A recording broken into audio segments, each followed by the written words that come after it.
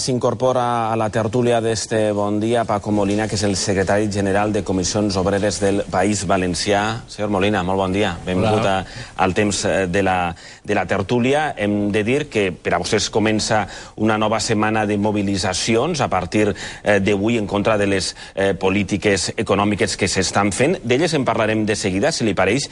Abans ens agradaria conèixer la seva opinió sobre aquest estat d'alarma que el Consell de Ministres va decidir prorrogar ahir. Vostè què en pensa d'esta qüestió? Que està justificada, com plantejàvem al principi, o que evidencia la incapacitat del govern per arribar a acords amb un col·lectiu de treballadors que, encara que cobren molt, són treballadors, els controladors aeris?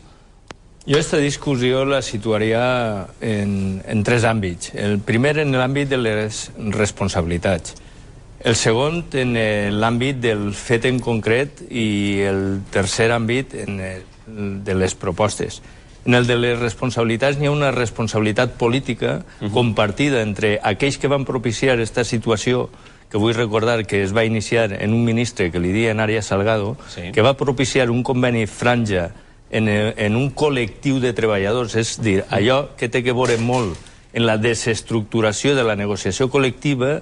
Avui tenim unes conseqüències. És a dir, que una responsabilitat compartida d'anteriors governs i d'este, no? De Partit Popular i Partit Socialista, claríssimament. Ni un ni l'altre han fet res en el temps per a solucionar algo que tot el món veia que estava damunt de la taula.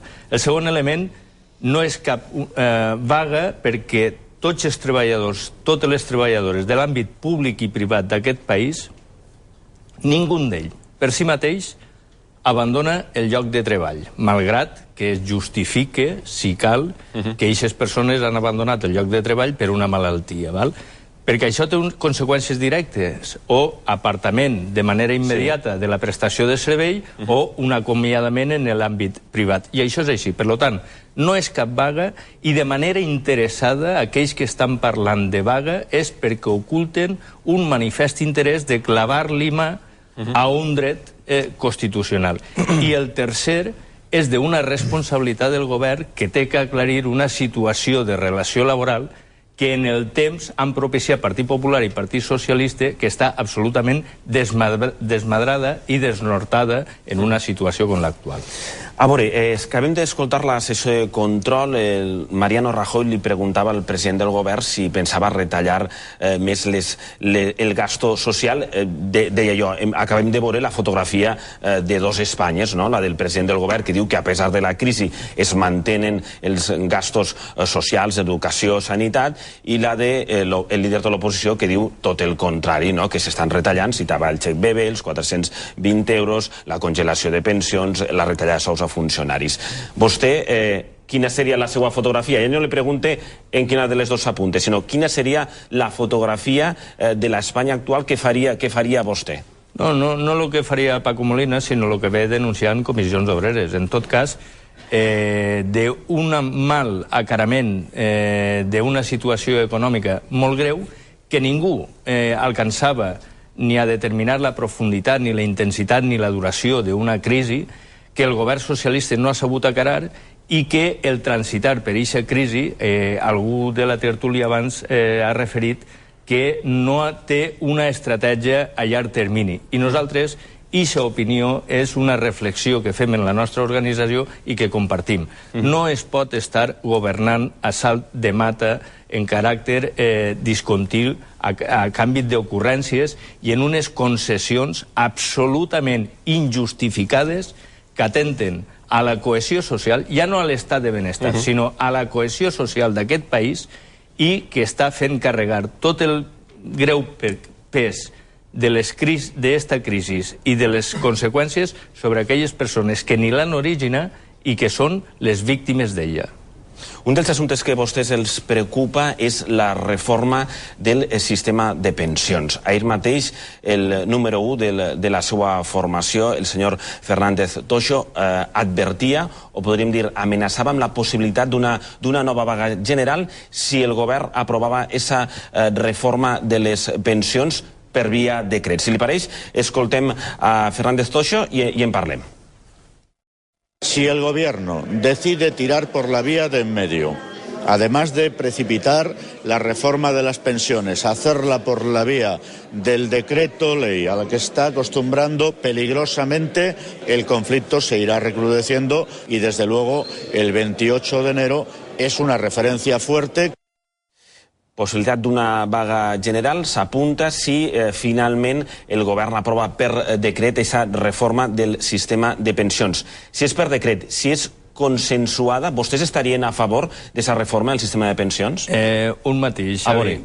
Comissions Obreres ni el seu secretari general fa cap amenaça. Comissions Obreres fa reflexions, elabora propostes, les porta a les taules i a les meses de diàleg social i el que volem és que no es vulnere aquest pacte constitucional que n'hi ha en el Pacte de Toledo que involucra a institucions, a partits polítics, a entitats sindicals i patronals i que n'hi hagi una veritable negociació i consens al voltant.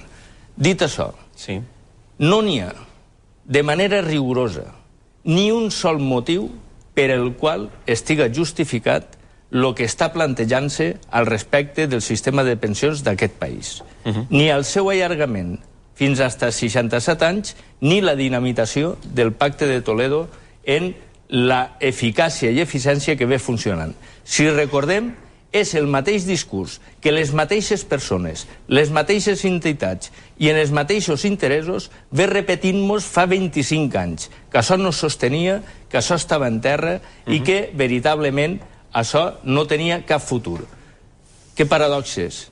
Aquells que sí que han desaparegut i que han fet quebra i fallida eren les propostes que estos senyors, a través de seus potents mitjans, posaven com a eixida a una situació que vertebra, cohesiona i que és un element dels més importants de l'estat de benestar. Per tant, Comissions Obreres té propostes. Vol arribar a compromisos i a consensos, però els compromisos no pot ser una altra volta més sobre la base de davallar condicions en benefici de tercers que són els que estan generant aquesta situació i el que una altra volta més pareix ser que se'ls vol donar el cap del lleu. I si no hi ha acord, hi haurà vaga general? Si no n'hi ha acord, nosaltres no descartem absolutament ninguna de les possibilitats de mobilització que té aquesta organització, i la vaga general és una. Vostès també es mobilitzen, com dèiem en començar, a partir d'avui, esta setmana, en contra d'aquestes polítiques econòmiques que s'estan fent. Què demanen exactament? Bueno, pues avui concretament el que demanem és el desbloqueig de la negociació col·lectiva en aquest país, un país que està deprimint-se en els seus salaris, en la seva cohesió social, en la seva productivitat, que no flueix el crèdit a les empreses i que estan sent els paganos, treballadors, treballadores i classes passives, el que no es pot fer és buscar la competitivitat de les nostres empreses i dels nostres sectors sobre la base de deprimir les condicions de la relació laboral. I això és una exigència front a la patronal. I això és una exigència que continuarem junt en el tema de les pensions. Major necessitat de polítiques públiques i inversions per al proper dissabte en les manifestacions que tenim convocades al llarg i ample del País Valencià. Sí, Pilar Tamayo. Sí, señor Molina, buen día. Buen día. Usted habla